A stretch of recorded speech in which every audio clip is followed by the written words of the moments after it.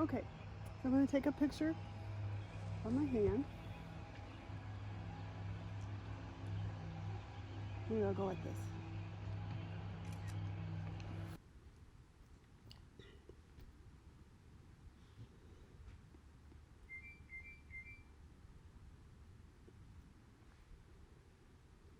All right, guys, I am going to show you how to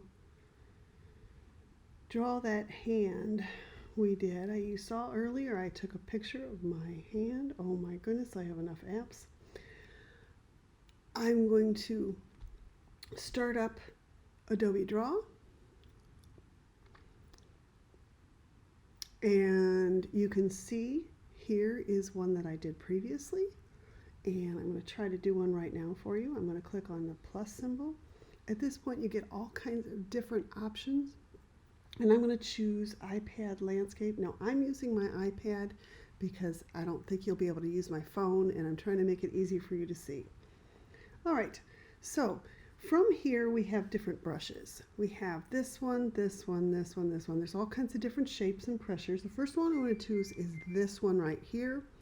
And I like this one because it has a little funk to it. I like the basic taper. Starts off narrower, gets wider, and then gets narrower again. And it kind of has a little style to it.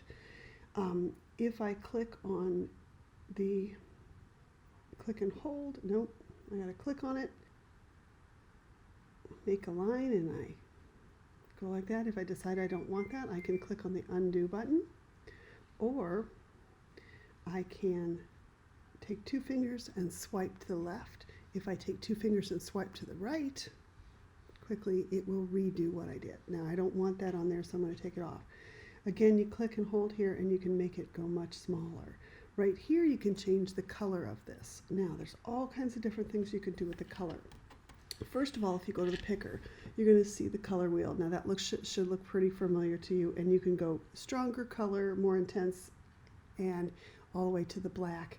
Now another thing you can do to get the colors is you can go to RGB. Now if you knew the RGB colors, you could go and choose them right here. From here you can also go to a color wheel, and you can get complementary colors. It's all kinds of fun stuff you can do. I'm going to go back to the single color again. I'm going to go, by the way, the Clearview blue, I could go 0, 0, 153 and get the Clearview blue if I wanted to. You can also go to history, and you can see that this color right here is the last one I've used. And when you're using a project and you're using the same colors again and again, it's really good to go back here to find those colors so you can match them perfectly. I'm going to go back here to the wheel, and I can also come to themes. Now in themes they set up all kinds of things. So you got shades of all these different colors. You can even go into these color harmonies that they have here, and a lot of these things are the things that you would see on Creative Cloud libraries that we saw online. You can also go to My Library. Now I don't have any themes here, but if I logged into my teacher account, the Wendy.Golsky one, remember that we set up some of those in class, and I had all kinds of themes on there. Right now I'm in my student account, and so you can't see them right now, but we could add them later. So I'm going to come here and I'm going to choose a theme. I just want to choose the black one. This right here will change the opacity of it. Right now it's 100% opacity, so if I go like this, I make a line. If I choose down here, now I can make it 24% opacity, and see it's a little bit lighter of a line. Again, let's get rid of that and rid of that. All right, so first thing I want to do is I want to import that picture I took earlier. So I'm going to click on here, and I'm going to choose an image layer on my iPad, and it's going to open up to my pictures account, and I'll click on that, and there it is. Now if I zoom this out, I can adjust this exactly how I want it to go. If I take my two fingers, it doesn't always move the way I expect it to. Well, I'm not rotating it very well, but let's have it about like that. I'll click done. Now I'm going to take this image layer and I'm going to click and I'm going to pull it underneath my draw layer. That way when I draw it, it's going to be on top. Click on the draw layer to make it active, and I'm going to click and make this just a little bit smaller because I don't want it to be too big. Now you can use your stylus at this point. I actually have a stylus that I'm going to try to use.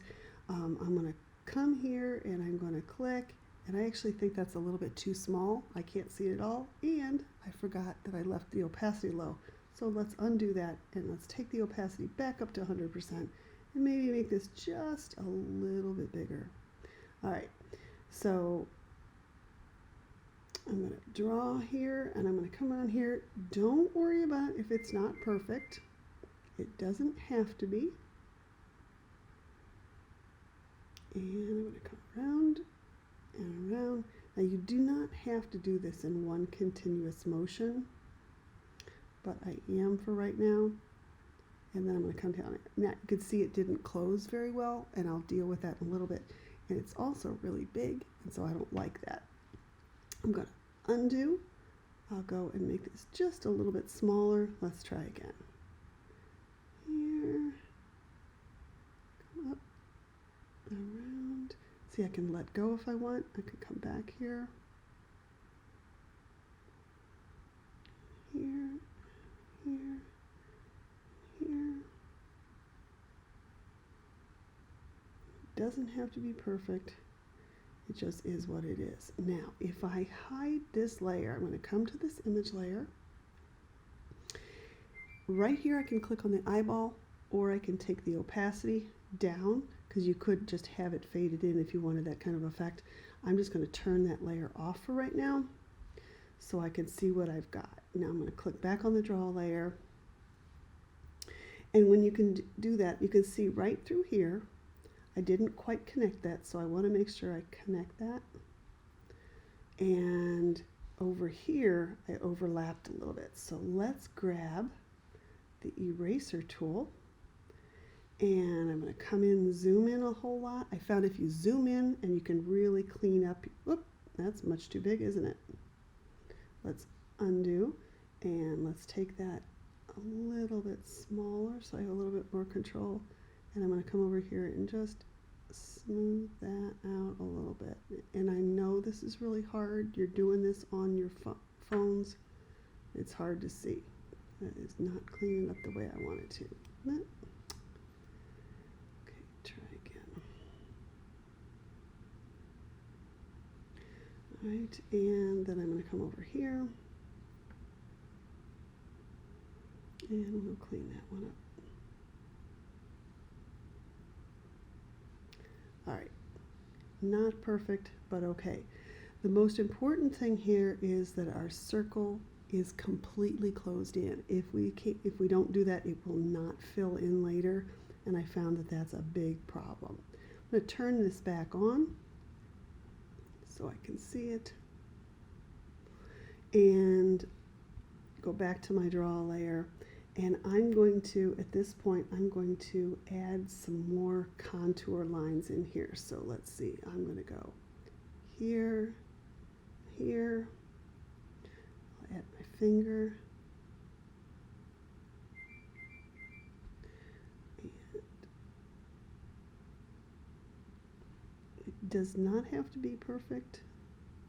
I found that it gets it kind of like a little funky thing to it. Let's go here, here, and here. Those are some major lines in my hands. And then I'm going to go back here and I'm going to make it even smaller. And I'm going to go back in and add some of these fine lines in here to add a little bit of more detail. I'll add my fingernail in there. It's not perfect.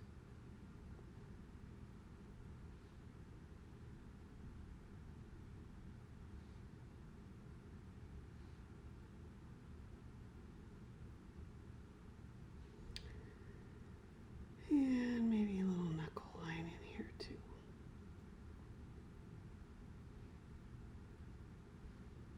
I like those two.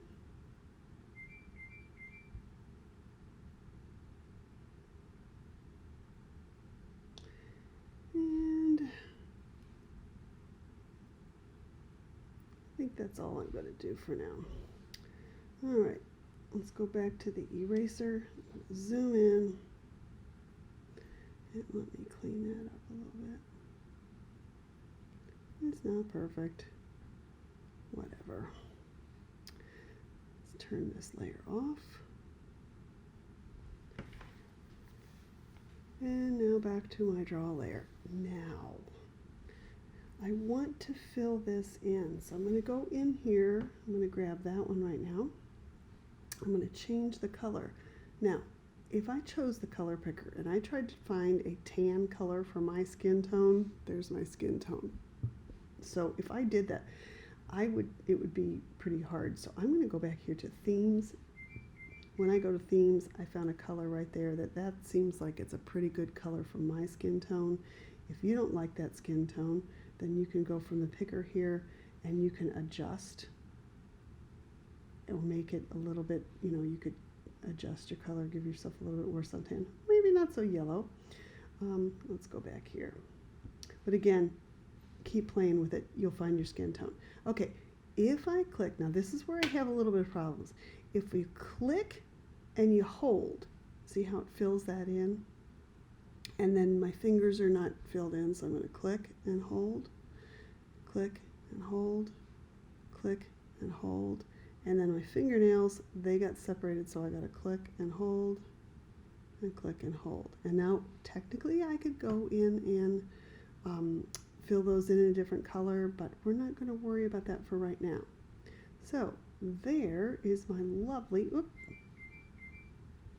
I undid it by mistake. Now, there's different ways to save it. First of all, this is where I made my mistake before. If you just click here and you save it and you share the image, you don't save the working file. So what I found is that you need to click on the close button and close it, which automatically saves it as a project file.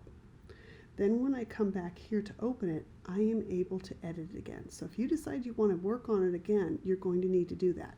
To save it, and it takes a little bit of time, but I'm going to show you, you can choose here and you could save it as Illustrator or Photoshop, and that way you could take it into the desktop app and actually open it up again and edit it that way. You can go here to save it to an image. That's what I'm going to do here in a second. And you could even go here and save the creative files as a PSD, and I think from there you can access that anywhere. You can use any of the apps and open it up as a PSD. This Behance is an Adobe app that you can share things. It's almost like a social media.